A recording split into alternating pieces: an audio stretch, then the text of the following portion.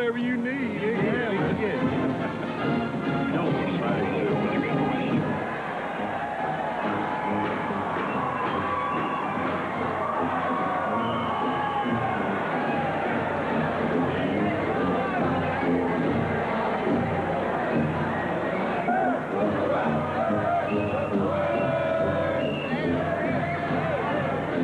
If you've seen one college game, you've seen them all.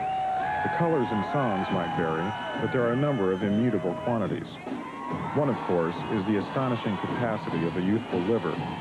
At LSU, the results of this are exacerbated by the tradition of nighttime games. Booze is not allowed inside, but in spite of a cursory search at the gate, Tiger Stadium still qualifies as one of the world's largest open-air liquor warehouses on Saturday night. Another standard feature is the tailgate party. Hundreds of campers begin to fill into allotted and prepaid parking slots as early as 3 or 4 hours before kickoff. They comprise almost a small city and are even the subject of a TV show hosted, naturally, by a man called Superfan. But similarities aside, there is something special about a game in Tiger Stadium. Its size alone, over 76,000 seats, suggests that a newcomer is in for a noisy, if not unique, experience. The intensity of a capacity crowd is almost tactful. Well, you had the Saturday night syndrome, really, and I think that's built up as LSU got more successful nationally. The 58, 59, 60, 61 era really turned the city on, and it just, you got a Saturday night syndrome. You had people there that the whole social calendar revolved around night football on Saturday nights.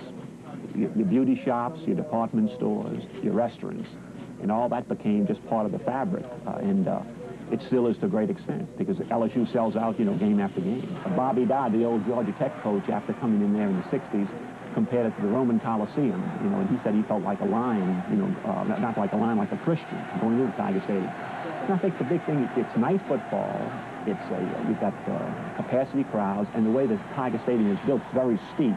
The noise level, it keeps the noise level in, and it's pretty tough on opposing teams. When you get 72,000 people in there, they'll go, whatever it is, 76,000, you know, the noise level is just, it's incredible. You just can't hear yourself.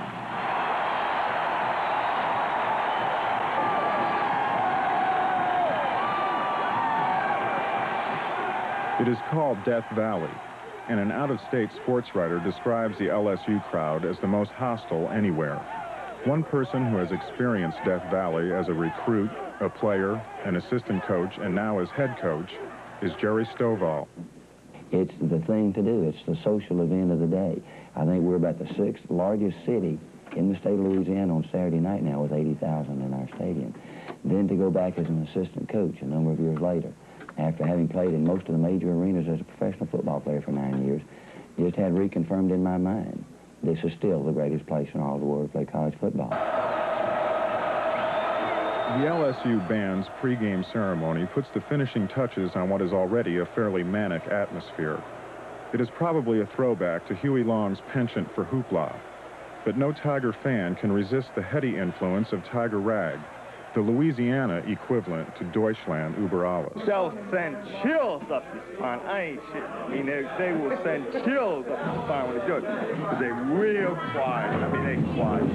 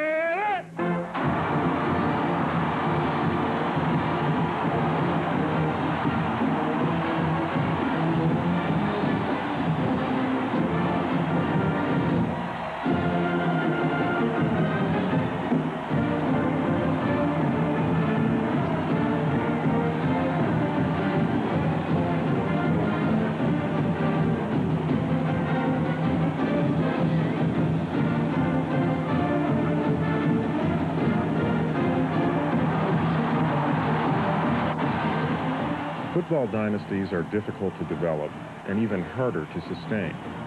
Anyone who thinks that a national championship is a foregone conclusion will believe that a horsehair put in a bottle of water will turn into a snake.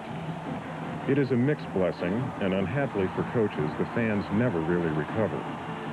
For example, after a championship year, an 8-3 season is catastrophe. Just ask Tom Osborne at Nebraska, or Jerry Faust at the all-time meat grinder, Notre Dame.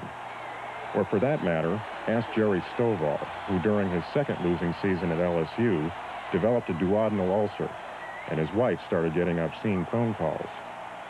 It's an enchanting profession where longevity rests on the predictability of 19 and 20-year-olds, and weekly advice is offered from 100,000 laymen, give or take a few. Never mind, apparently Americans can't get enough football. Great news to Roone Arledge and orthopedic surgeons. And while there is mathematical certainty that at the end of the season more fans will suffer than will not, you know what springs eternal. Jack Andoni is receiving therapy while dispensing canapes and memorabilia. We got a lot of confidence in Jerry Stovall. Curly Brissett has reversed the color scheme on his house for luck.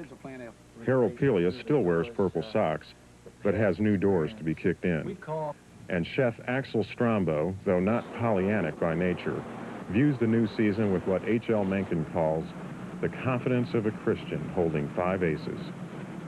I love football and I love LSU, and I just think that the Tigers, with the recruiting they've had over the past 2 years, and I think Stovall ought to have his feet wet now. He ought to be ready to, you know, either get the job done or something's got to be done. The fans, number one, you know, I have people coming to place here, they're ready to go. They called up, he said, yeah, man, we counting him down. He's got his LSU fight song records out and everything, you know. He's counting the days down. He's marking them off on the calendar. So everybody's ready. They're ready for a big year. You know, it ought to be a real good year. They're strong offensively.